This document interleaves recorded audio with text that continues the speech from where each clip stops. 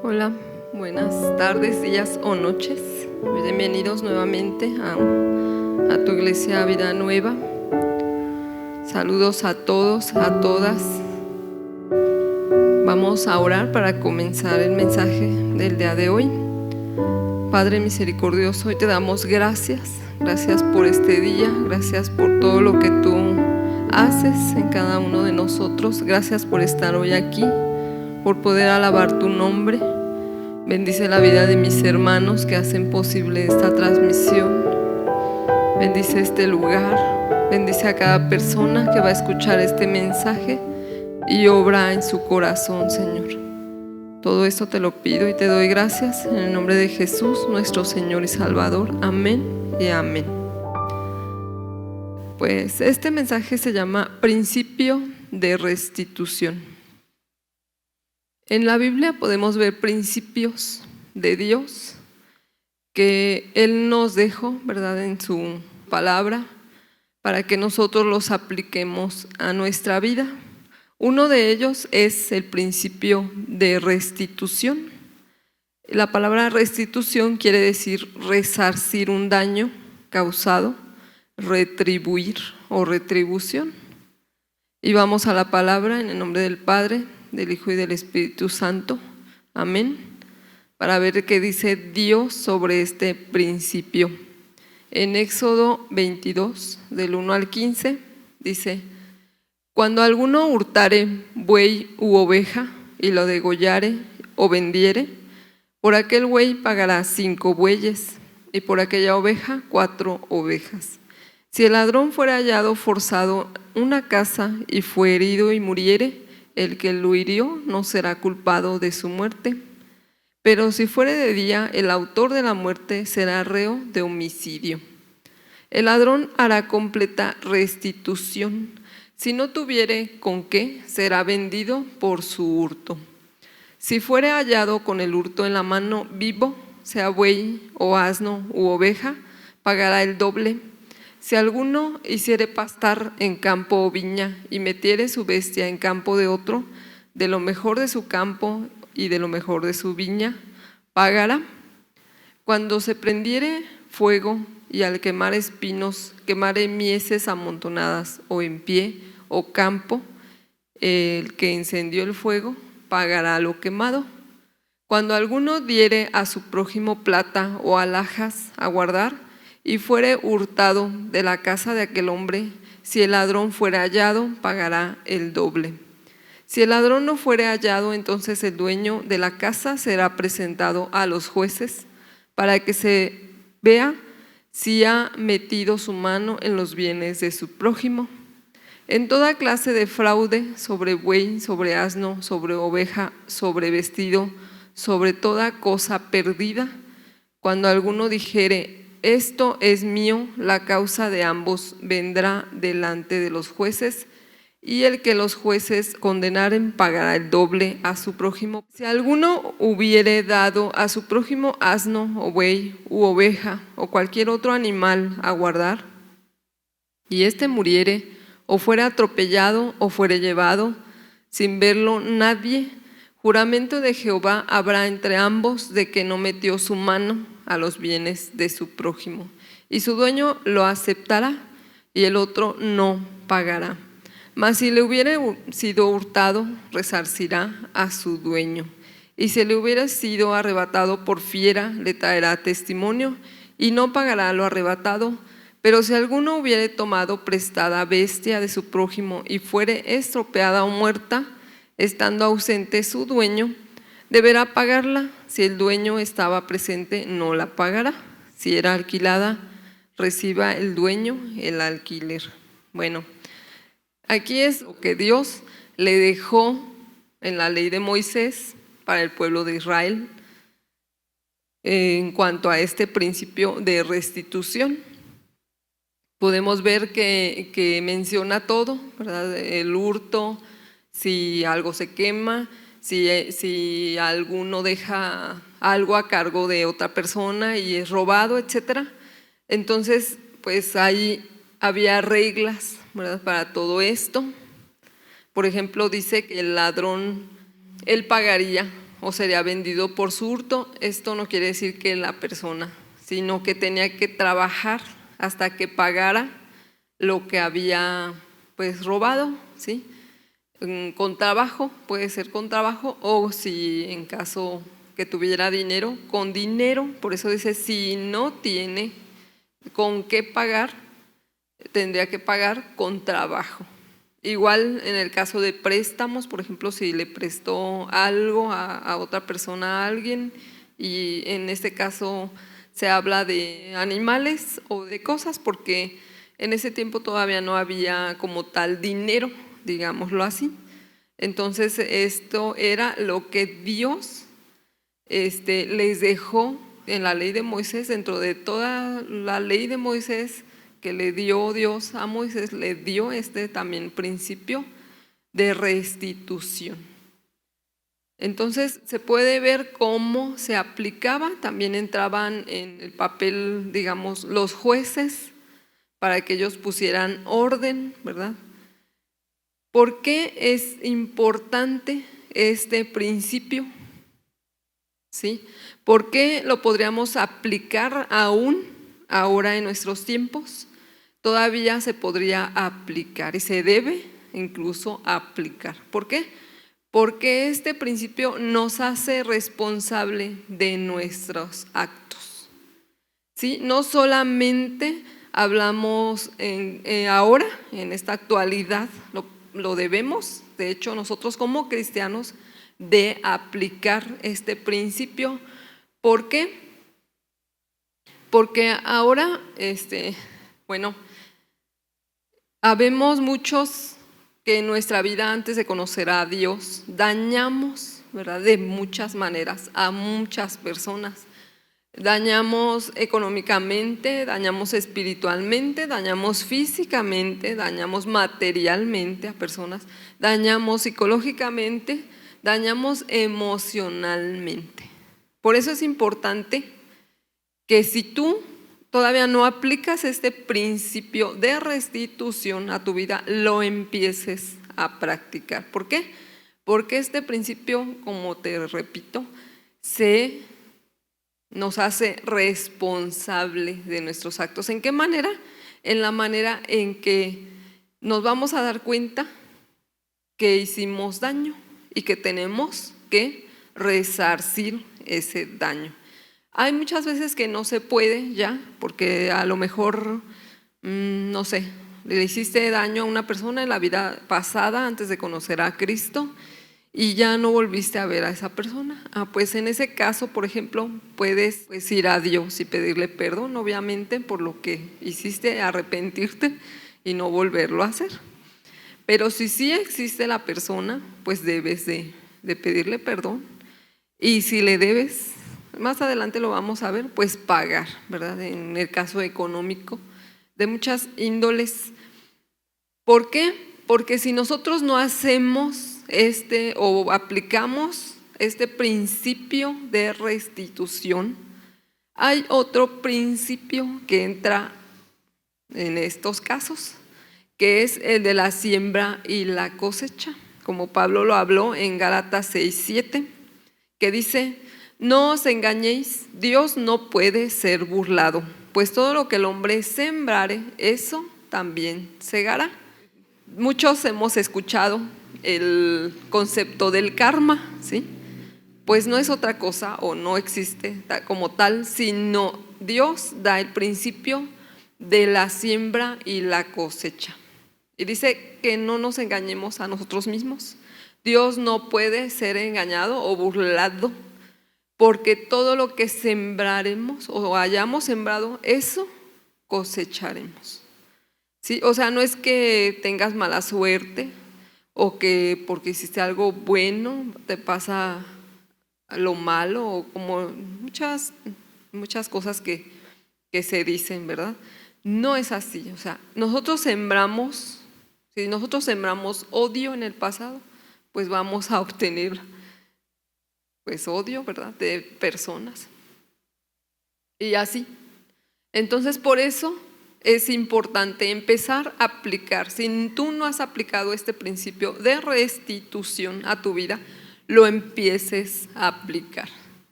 ¿Para qué? Para que haya ese resarcir de daño y obviamente no volverlo a hacer. Y bueno, vamos a avanzar. Por ejemplo, nosotros no debemos o no deberíamos andar en la vida dañando a la gente, ¿verdad? Y seguir como si nada. Porque de verdad, aún siendo cristianos, pues obvio, ¿verdad? Somos humanos y fallamos, pero aún hacemos lo mismo, ¿sí? Y yo he escuchado incluso a cristianos tristemente que dicen, pues yo le pido perdón a Dios y sigo mi vida. Pero no, las cosas no son así. Tenemos que pedirle perdón a la persona que estamos haciéndole daño, ¿sí? De cualquier forma, ya lo vimos emocionalmente. Hay daño psicológico, hay daño físico, hay daño espiritual, hay daño material, hay daño social. O sea, hay muchos tipos de daños, ¿sí? En el caso de acá del Antiguo Testamento, por ejemplo, que vimos de Éxodo, pues eran pues la mayoría de cosas materiales, pero también este principio se aplica espiritualmente, ¿sí? Nosotros no podemos seguir dañando a la gente y seguir como si nada, ¿sí? De hecho, no debemos hacerlo y pues Dios nos redarguye. No sé tú, pero a mí sí. Yo cuando algo no le parece al Espíritu Santo, de inmediato siento en mi corazón y es necesario, ¿verdad?, pedir perdón o disculpas. Obviamente te pones a cuentas con la persona, con Dios y adelante. Dios, si nosotros nos arrepentimos de corazón, ya lo sabemos, nos perdona, pero también no debemos seguir haciéndolo. Y vamos a ver, por ejemplo, cómo también a veces somos rápidos, ¿verdad?, para condenar a los demás, pero cuando ya nos toca a nosotros ya no nos gusta. Por ejemplo, en el caso del rey David, cuando todo lo que pasa con Betsabé, con su esposo, tuvo que ser confrontada su conciencia, ¿sí? A través del profeta Natán, Dios confronta a David con su pecado. Vamos a 2 de Samuel 12, del 1 al 9. Es una pequeña parte de toda esta historia de David con Betsabé. Dice, Jehová envió a Natán a David.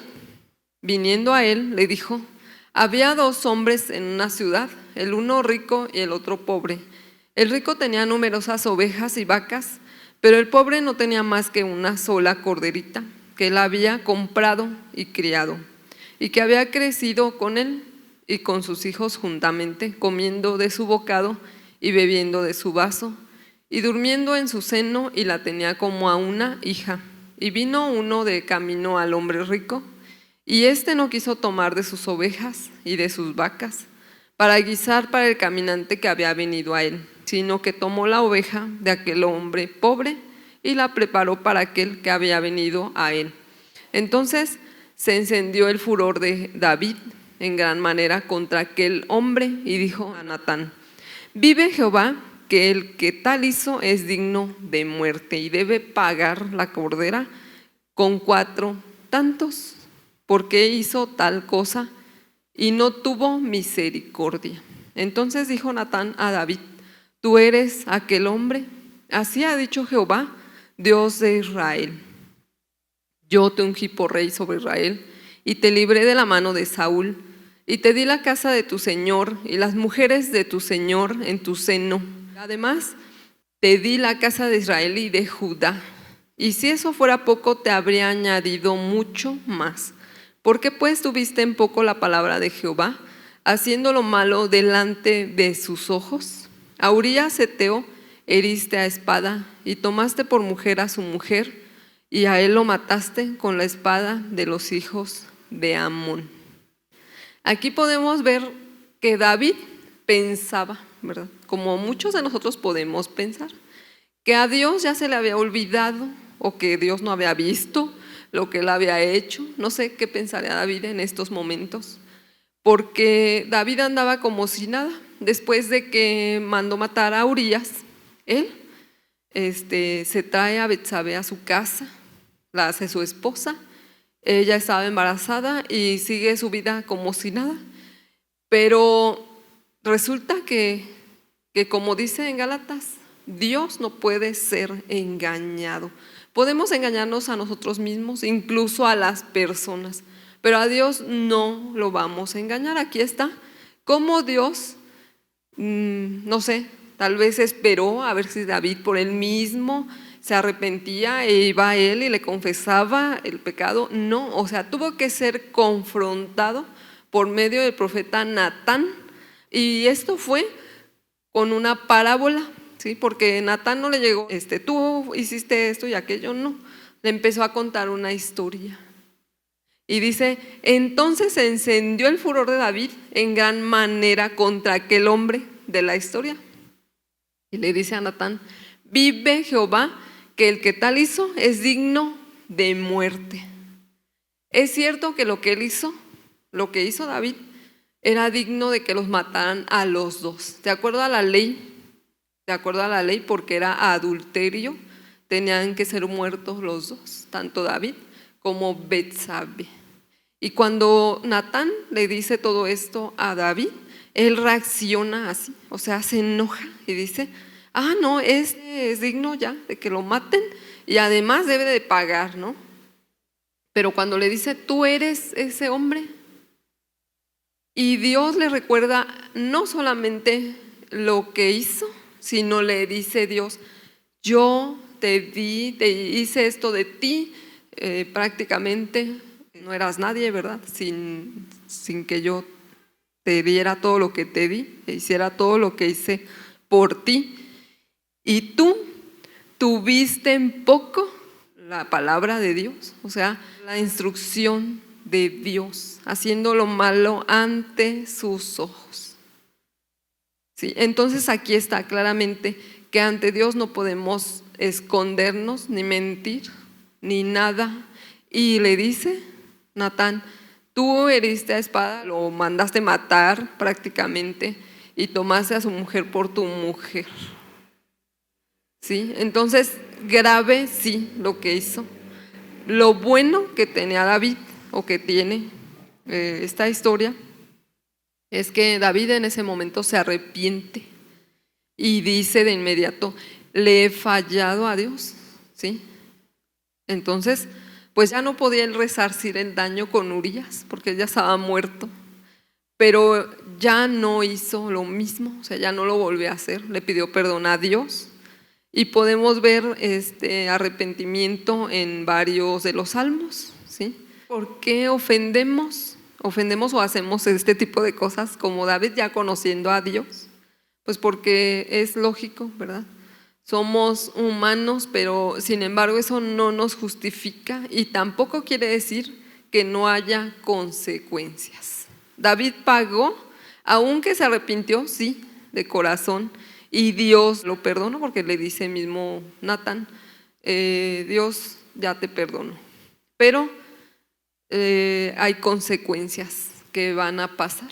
Y le empieza a contar Natán lo que iba a pasar entre su familia. Y bueno, entonces no solamente basta que ya nos arrepintamos, también hay consecuencias.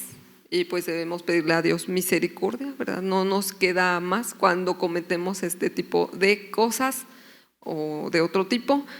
Lo que debemos hacer, mejor es no hacerlo, porque aquí, como le dijo Natán a David, tuvo en poco la instrucción o la palabra de Dios.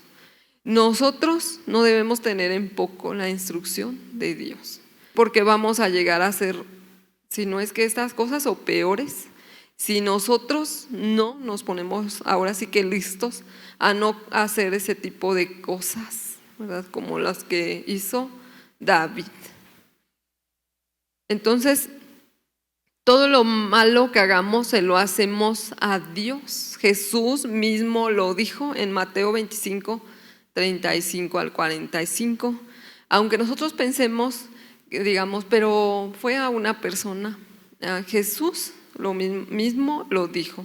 Vamos a ver qué dice aquí Jesús. Dice, porque tuve hambre y me diste de comer, tuve sed y me diste de beber, fui forastero y me recogiste, estuve desnudo y me cubriste, enfermo y me visitaste, en la cárcel y viniste a mí. Entonces los justos le responderán, diciendo, Señor, ¿cuándo te vimos hambriento y te sustentamos, o sediento y te dimos de beber? ¿Y cuándo te vimos forastero y te recogimos? ¿O desnudo y te cubrimos? ¿O cuándo te vimos enfermo o en la cárcel y vinimos a ti? Y respondiendo el rey les dirá, de cierto os digo que en cuanto lo hiciste a uno de estos mis hermanos más pequeños, a mí me lo hiciste.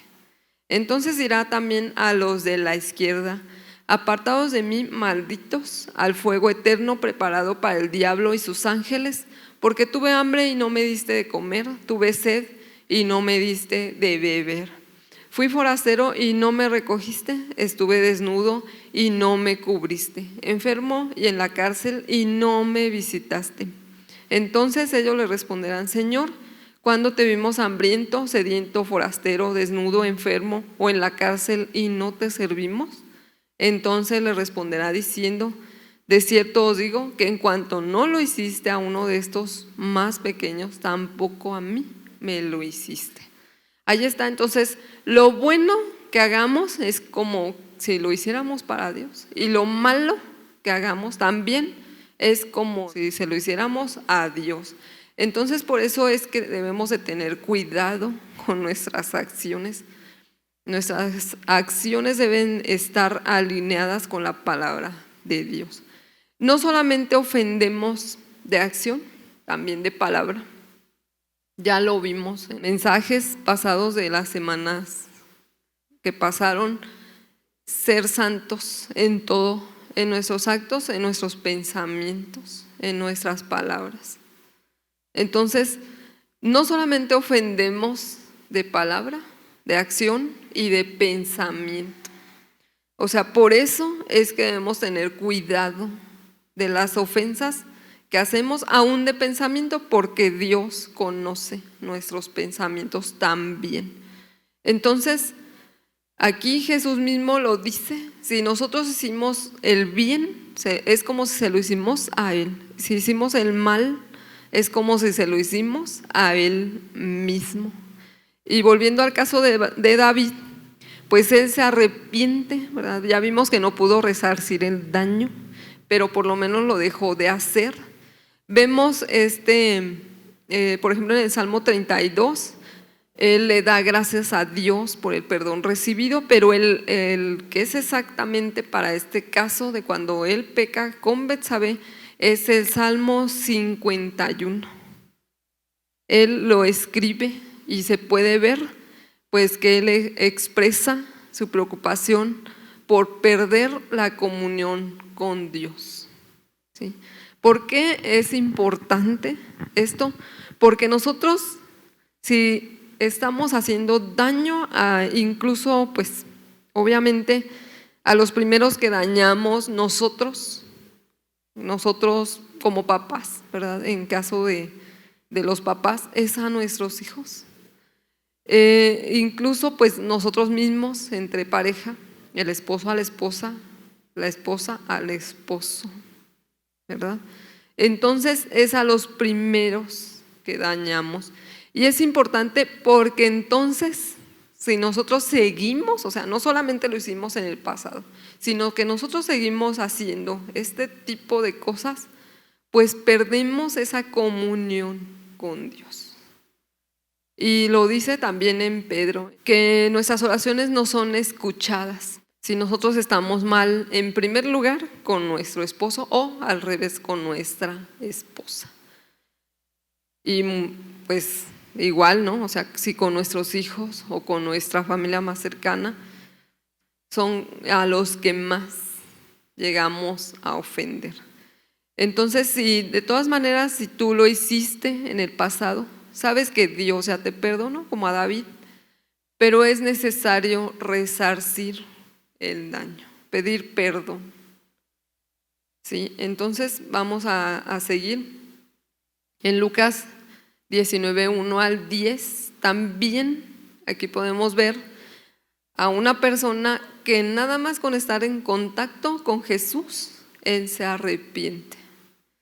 Vamos a ver qué dice Lucas 19 del 1 al 10. Dice: habiendo entrado Jesús en Jericó, iba pasando por la ciudad, y sucedió que un varón llamado Zaqueo, que era jefe de los publicanos y rico, procuraba ver quién era Jesús, pero no podía a causa de la multitud, pues era pequeño de estatura, y corriendo delante subió a un árbol sicomoro para verle, porque había de pasar por allí. Cuando Jesús llegó a aquel lugar, mirando hacia arriba, le vio y le dijo: Zaqueo, date prisa, desciende, porque hoy es necesario que pose yo en tu casa. Entonces él descendió a prisa y le recibió gozoso.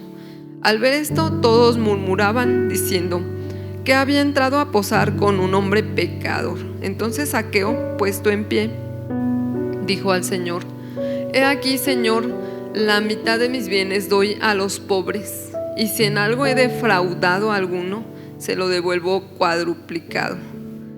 Jesús le dijo: hoy ha venido la salvación a esta casa, por cuanto él también es hijo de Abraham, porque el Hijo del Hombre vino a buscar y a salvar lo que se había perdido. Jesús pasaba por esta ciudad de Jericó, y al verlo pasar, Zaqueo quería verlo, ¿verdad? Entonces sube al árbol, Jesús lo llama, él baja, va a su casa.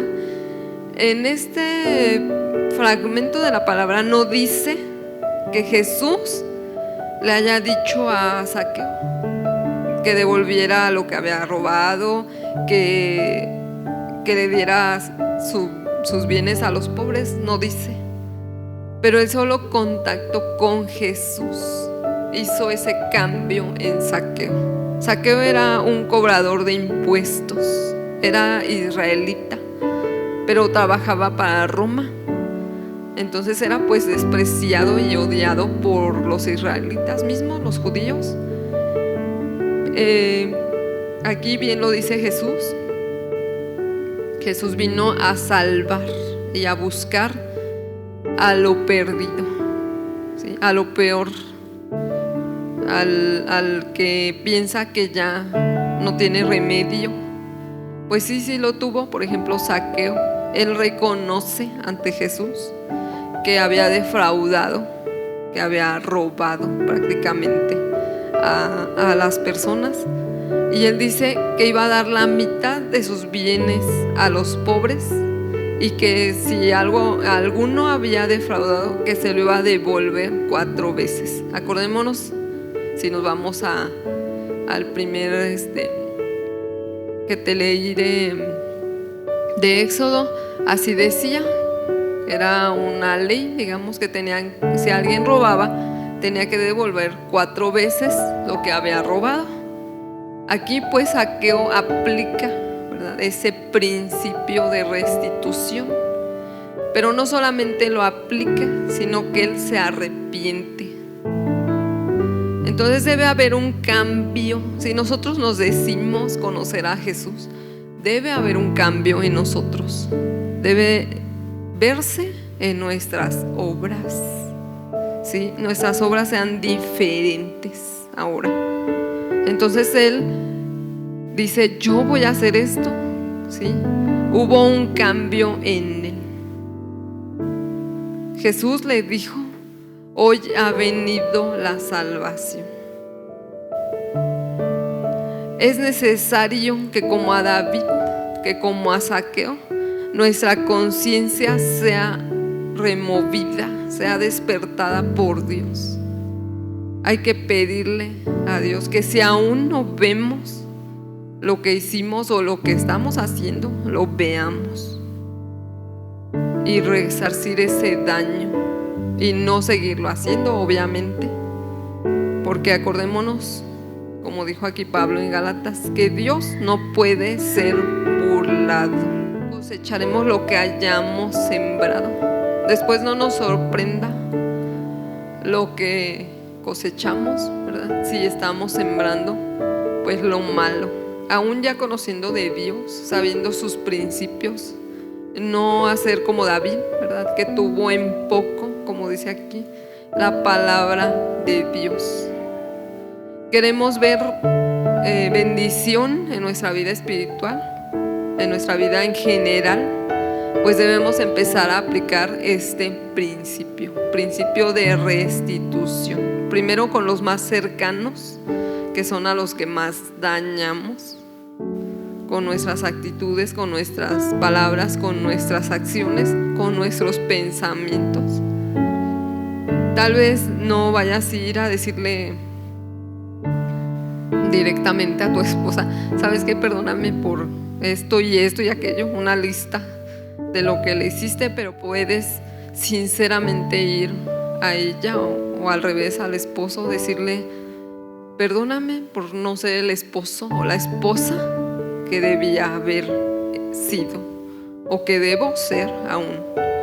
A los hijos igual, por no ser los padres o la madre o el padre que ellos necesitan. Y obviamente empezar a cambiar con la ayuda de Dios. Obvio, nosotros no podemos solos, pero si Dios ve un corazón, como dice en el Salmo 51, un corazón contrito y humillado, no lo rechazará. Si Él ve nuestro arrepentimiento de corazón, Él mismo nos va a ayudar a resarcir el daño, ¿verdad? A limpiar los corazones también de los que hemos dañado. Y te decía hace rato, igual, si debemos dinero, pues pagarlo. Si alguien te prestó algo, no sé, devolverlo. Si alguna vez mentiste acerca de alguien o dijiste algo que no era verdad de otra persona, pues igual aceptarlo. A lo mejor no puedes ir con la persona y decirle: es que dije esto de ti, pero puedes ir a Dios y pedirle perdón. Y obviamente ya no hablar mal o decir cosas que no son ciertas de esa persona. O sea, vemos que no solamente es saberlo, ¿verdad?, en conocimiento, sino en aplicarlo. Los principios de Dios están para aplicarlos a nuestras vidas.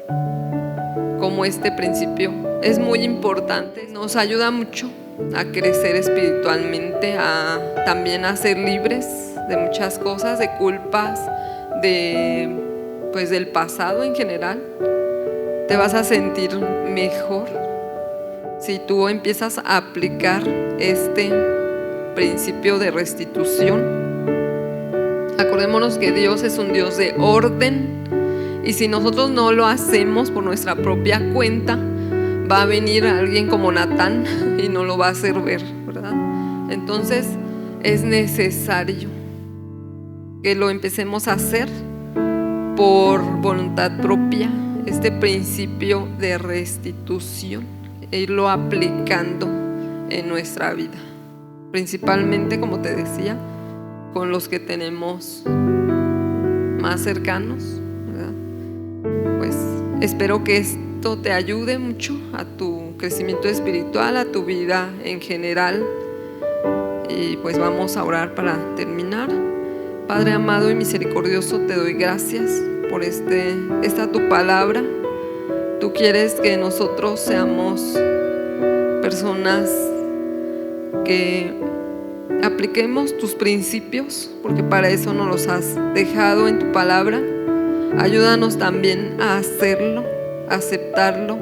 Si aún nuestra conciencia no ha sido removida, confronta, Señor, a mis hermanos, a mis hermanas que hoy escuchan esta palabra, para que ellos puedan empezar a aplicar este principio.